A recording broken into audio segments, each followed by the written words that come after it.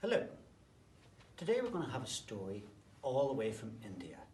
It is called Monkey Hats. Once upon a time there was a hat maker. He made all sorts of hats. He made top hats. He made baseball caps. He even made woolly hats for when you're cold in the winter. And every year he would take his hats to the market to sell them. So this year he set out through the jungle and he put his big bag of hats over his shoulder. Oh, and he walked through the jungle. Now walking through the jungle is very, very hard. It's very hot. The sun was shining in the sky and he was getting tired. So he decides to have a little rest. So he sees a big tree and he puts his bag of hats down and he has a little sleep. Suddenly he wakes up and he looks down. His hats are gone. Oh no. He looks this way. No hats. He looks that way. No hats. He looks up and he sees his hats.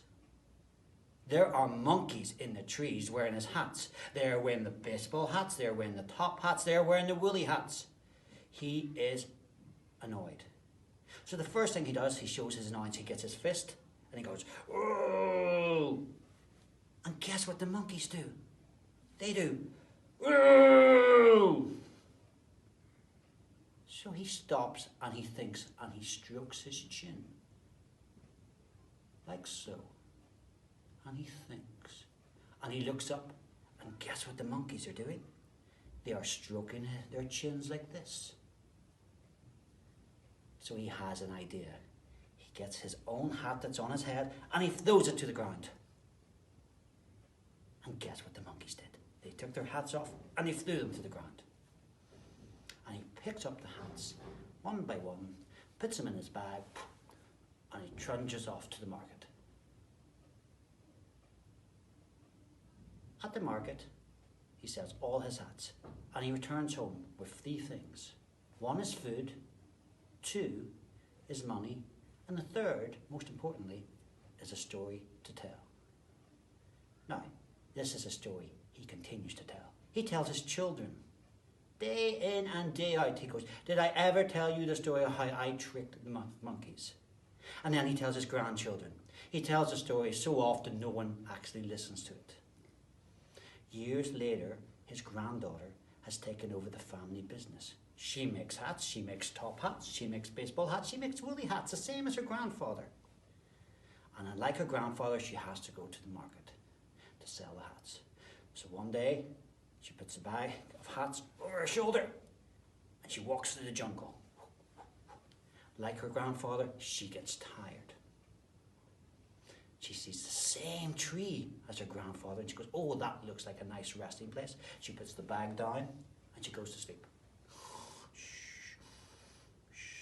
Suddenly, she wakes up. She looks down.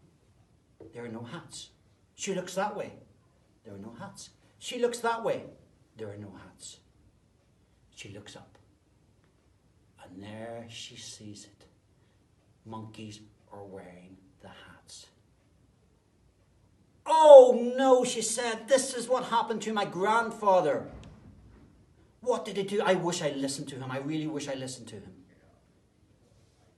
What was the first thing he did? Oh, I know. He waved his fist. So she got her fist like this.